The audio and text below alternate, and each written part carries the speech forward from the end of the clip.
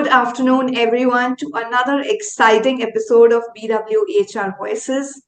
Today we have with us Ms. Nupur Nagpal, CHRO Mintra. We're going to have a very enthralling conversation with her today. Nupur, we welcome you, and it's a pleasure for us to be speaking with you and for you to be taking out time for us for this amazing conversation. So we're highly obliged. Thanks, Sugan. Thanks for giving me the opportunity and truly excited to be here. If for this conversation, I'm sure it's going to be meaningful for both of us. Indeed. For those of you who will be wondering what exactly our topic of conversation today is, well, today we'll be talking about how employee experience influences employer branding. Employer branding is a very vast aspect considered in today's time. It actually refers to the way that an organization is perceived by both current and potential employees and is influenced by a variety of factors, including the organization's culture, value, and their reputation. Employee experience actually can have a significant impact on employee branding as well, as it's a critical factor in shaping an organization's employee branding.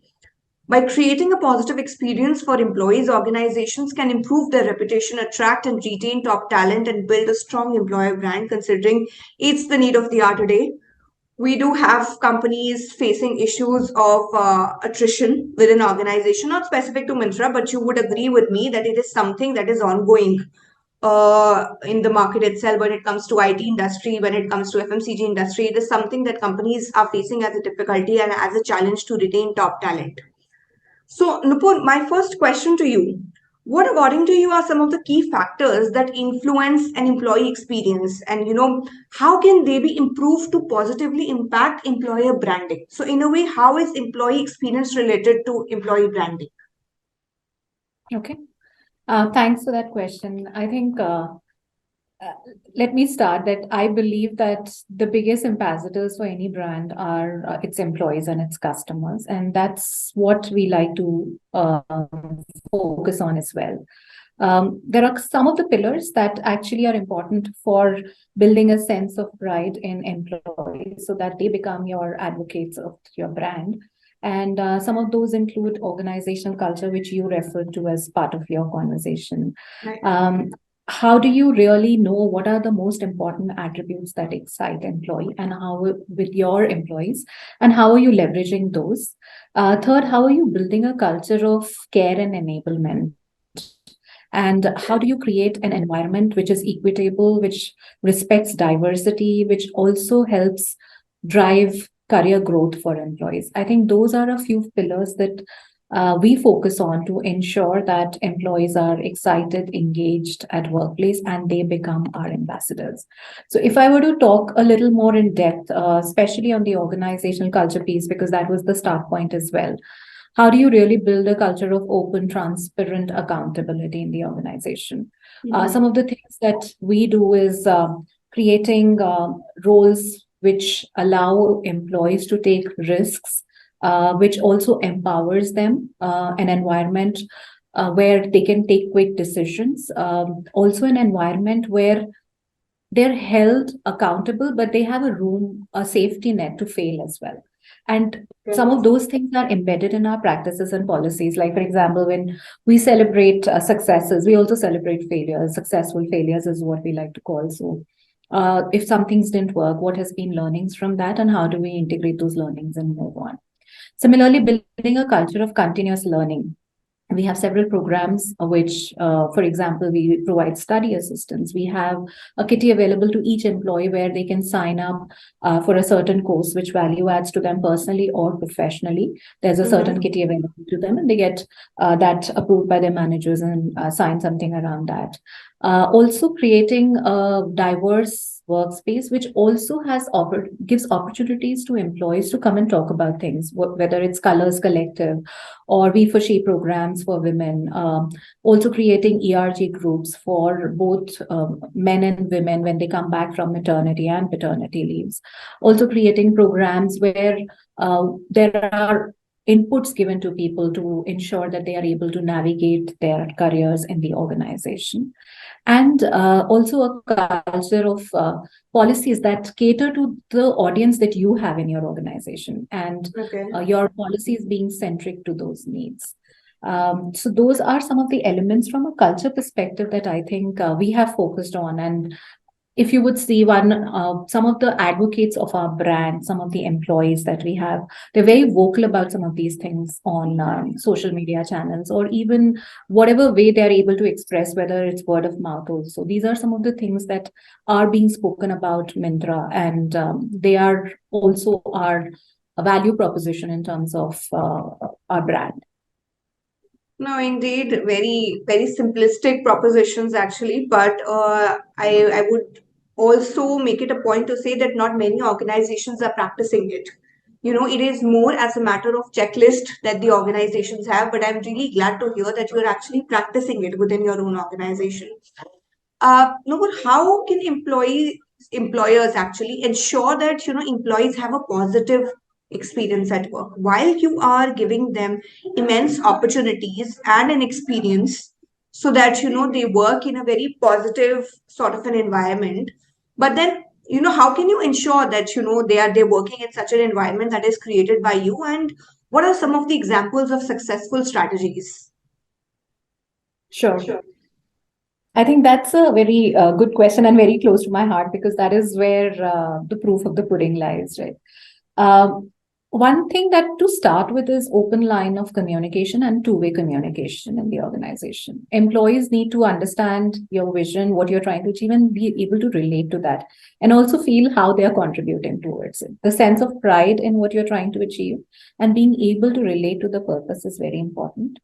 And I think doing that through continuous communication is a key. And therefore, we have multiple forums. One is, of course, standard town halls and all hands meeting that Mm-hmm. happen.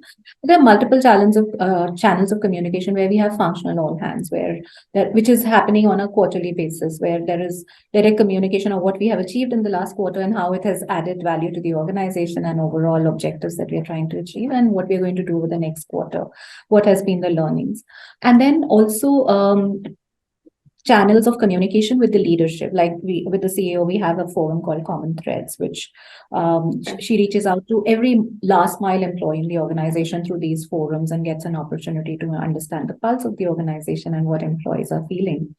And similarly, there are forums with other leadership team members as well, where they're able to get a grip on what's happening on the ground.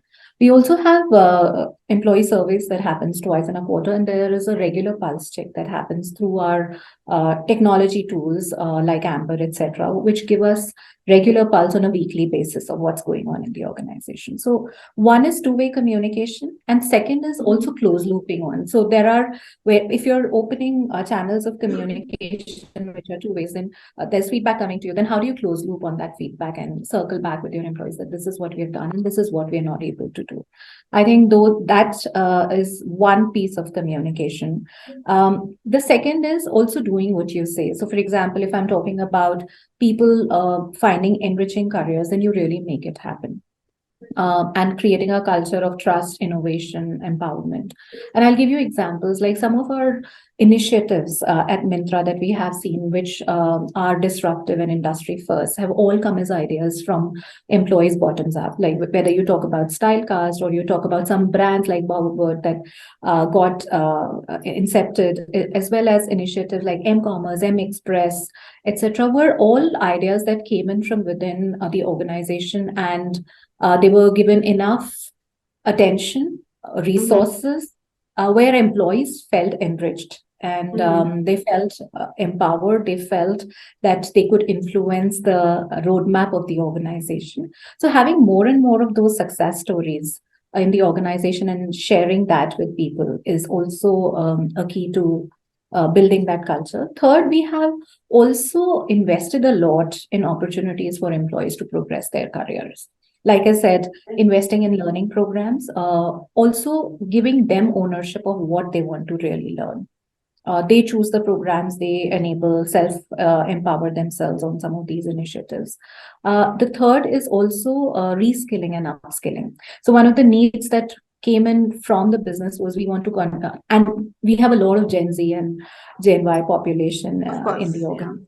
And there was a need for constant learning and high agility learning. And therefore, we have enabled people to move across roles very easily. And we have so many success stories that I can talk to you today where people have moved from non-tech, from business roles into tech product leadership roles, and they are now like holding very senior positions in the organization. Okay. People from various technologies are moving internally within the technology arm. And that's why people are able to build long term careers with the organization. So there is an investment that goes in upskilling and reskilling employees as well. Fourth, like I said, what really is your target population? What is your pool looking like of employees? And having your benefits, policies, and programs catering to that. We have a lot of, like I said, Gen Z and Gen Y population. So our work model is also a hybrid work model because they also want to see a fulfillment and a balanced work-life integration where they're able to fulfill both personal and professional. So creating that kind of an environment which helps in maintaining the productivity at organization as well as helps strike a work-life integration. So that's something that we have worked on. Similarly, our policies, wellness, unlimited wellness leave policies, vacation, marriage leave for both genders, and some of the programs of insurance that we have are industry best. Like for example, the coverage of coverage policy of insurance ensures you can cover both sides of the parents. Like if for Okay. married men and women, they can cover their parents in laws as well. So that is, and some of them are even able to cover siblings. So that's the uniqueness of some of the insurance benefits as well that we have. So ensuring that you are creating your benefits and programs that help achieve that work-life integration and also Mhm. helps people meet their personal and professional aspirations. Fair enough. That was quite extensive. And, I see employees enjoying number of amenities at Myntra that most of the organizations don't have. Very lightly, there's something that you pointed out that it covers sometimes the sibling aspect as well, which not many organization, I guess it's the first one that I'm hearing, that, some policies of it are covering the sibling aspect also, apart from the partners aspect. Uh, well, what according to you are some of the common challenges that companies face in creating such an environment or an experience, and how can they be addressed? Because having policies on paper is one thing, and then having a management to actually put in efforts to actually actualize all these amenities that you're giving and putting it in praise, putting it in papers, and so that people can exercise it also is another aspect. Implementation plays a very big role here. So I see that at Mintra, you're laying more emphasis on the implementation of policies that you're offering to your employees. So, but then in the course of making such a list, in the course of making such an implementation, companies do face certain challenges at certain levels. Can you address some of them? What are the challenges that you faced, and how have you overcome them? Sure. Um, I can take a recent example. See, change is a constant, and change is always met with resistance. And even when you are trying to make an organization employee friendly and creating a future ready workplace, you will have to work with constant change. Of course. And how do you deal with that change is what reflects. And that is where a lot of resistance also comes in. But how do you overcome those resistances? Is the key to it. And I'll take an example. Then, when we went from work from home to a hybrid work model of return to work, there was initial resistance because people had made their lifestyle choices around that. And Exactly. it meant a lot of changes for a lot of population. So, how do you first creating a forum to understand what their challenges are and how we can address those challenges through our benefits policies and programs? That's the first thing. Second is also highlighting why is it important for the organization, why it is a win-win for both parties. It cannot be. It's eventually we are working in an organizational ecosystem, so at some point in time, how it is a win-win for both employees and the organization. Third, making them part of the solution. So a lot of employees themselves, we involve them in highlighting the benefits of people who were actually coming to work, highlighting what are the benefits of being at workplace and how it is helping them become more productive, and also sharing uh, how we can ease it for employees to come back to work, and creating ERGs again to solve problems that others are facing while they're Mhm. returning to work. And what are some things? How do we make the office more conducive when people are coming back to work? we created a new workspace when people were coming back, and we created an environment which was actually very healthy and helping, again, like I said, keeping in mind well-being and overall requirements of what employees may need when they come back. So creating jamming zones, creating a library, creating nap pods, creating a gym, creating a creche within the office premises. Also ensuring that we have multiple options of food options available, which are both normal eating options, as well as some people who prefer healthier options, making a variety of those available.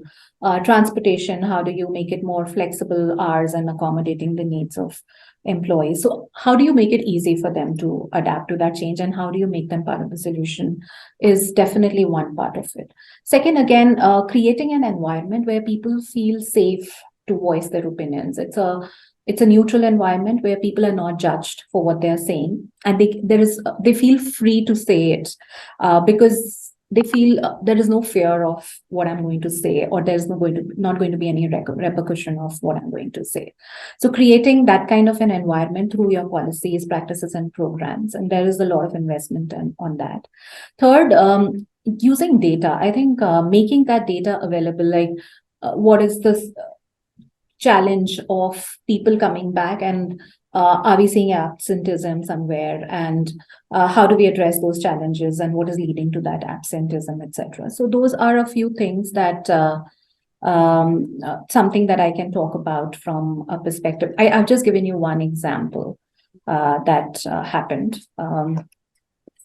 But I can take more examples as well, where you make employees part of the solution and you cater your practices, policies, and programs See, to that's address. very good point. Making employees as part of the solution team, because always it is most of the time that employers feel that they should be the ones solving their issues. But actually, if an employee is getting you the problem, the employee should be made part of the solutions team itself, because you never know what kind of problem he or she is facing, and he's the only one who can deep delve into it, because they are the Hmm. one practicing that problem also. So Yeah, yes, a yeah, very valid point that employees should be made a part of the solution teams as well. yeah. The other is also not letting your culture get diluted. I think holding strong to your values and ensuring that they're reflected in every way of working, in your decision making, in your lines of communication. I think that is very, very important. You cannot have leaders communicating different messages. Everybody's talking the same organizational culture and values, and we live by it. Like if Hmm. we stand for creating a future of work and a future ready workplace, then we are offering flexibility, and the kind of programs, like some of the programs that we've also made available are, uh, you know, um, making nutritional choices basis your lifestyle or basis your genome, etc. These are options that we have made available to people. Similarly, we know that we have a varied kind of workforce. So also ensuring that they are made aware of securing their future, like financial wellness programs, and making them as a regular series for people to be aware of what Hmm. kind of financial situations can happen, and how you can be ready to handle those financial situations, and how can you be more prudent with your investments, etc. So making some of those, so you are actually creating an environment of work life integration within the work ecosystem, where they are able to balance between personal and professional, and uh, they are able to make choices more easily as compared to saying this is a work choice and this is a personal choice. So also living up to your values and what you stand for as an organization. Indeed, a very interesting conversation going on that leads me to my last question to you, Nupur. Technology Yeah. being the biggest enabler across sectors today, how, in your view, can tech be used to enhance employee experience and branding? And what are some of the best practices for incorporating tech into these initiatives? I I personally believe that you cannot segregate tech out of your life. And if you have to be efficient and you have to really be catering to a future ready organization and a future ready workforce, you have to embrace technology. And there are a lot of things that we use technology for. First of all, I mean, today our conversation is enabled through technology. And I'm Yeah, glad that we were doing a virtual session and we are able to make it happen like that. exactly. Uh, Yeah. So we have similar opportunities in the organization, which enables a hybrid workforce, but also more channels of communication like Slack, or there are communicators, various communicators available that you make available so that people are engaged, connected in real time, and real time decisions are being made. It doesn't impact your availability or presence in any way, and your agility is maintained using technology. The second piece of it is also using technology to publish data. I think transparency is very, very important of what we do. And therefore, like for example, we publish data on uh, that we are competitive in terms of our gender ratios. Mm-hmm. We will publish regular data that we are absolutely there is no gender pay gap that exists in the organization, and we do talk about it and share it with leaders on a regular That's very basis. That important point today. just to say that we are an equitable workplace, and we share that with leaders on a regular basis. That is using analytics, and these are all dashboards that are generated using some of the analytics tool which are automated. Third, which I said, right, having a two-way communication channel. One is doing it physically, but when you're in a hybrid model, you have to enable communication channels using technology. So our Amber tool is a automated questionnaire that goes and people give their real-time feedback on how they're feeling in that particular month and at that particular milestone in their journey. Similarly, these pulse surveys that we do are again technology enabled, and the dashboards that get generated are also technology enabled. And therefore, you're able to make quick decisions real time. And So even the that's implementations are more seamless when it comes to making use of effective use of technology. yes, absolutely. And I think overall reach, the way we are able to talk about our benefits programs, also talking about how our new initiatives being launched, what is the impact of those initiatives. We are all using technology to communicate that well with employees, with our customers. Like I said, our ecosystem is not just restricted to our own employees, but it is spread across to our influencer community, to our customers, to our CSR initiatives, etc. So how are we using some of these technology channels to also talk about the value propositions that we have is important, and that leads to that, like I said, building a brand. Your customers are involved in building your brand. Your employees are involved in building your brand. Your influencer community are involved in building your brand, and people who are getting impacted through your corporate social responsibility initiatives or sustainability initiatives also become your brand ambassadors. So that's how your overall employee branding gets impacted. Very beautifully, you've actually answered all my questions in a pretty analytical, as well as giving out anecdotes for leaders to understand as to they might also be facing such issues on daily basis. But it is the way how you've solved the issues within your own organization is giving them also a heads up that they can also be a part of this beautiful journey on making an employee experience part of their employer branding and involving employees themselves into the solution making process as well. Nupur, it was great speaking with you. Thank you so much for sharing us with all the information and the knowledgeable insights that you've given. For people who have questions to Nupur with regards to employer branding as well as experience, you can actually tag her on LinkedIn or on Twitter or on Facebook, and she'll be happy to respond to all your queries. Thank you Thanks, so Uday. much, Nupur. Thanks for having me. Thanks. It was really an enjoyable conversation. Same here, Nupur. Thank you so much. Thanks. Have a good day. Bye. You too.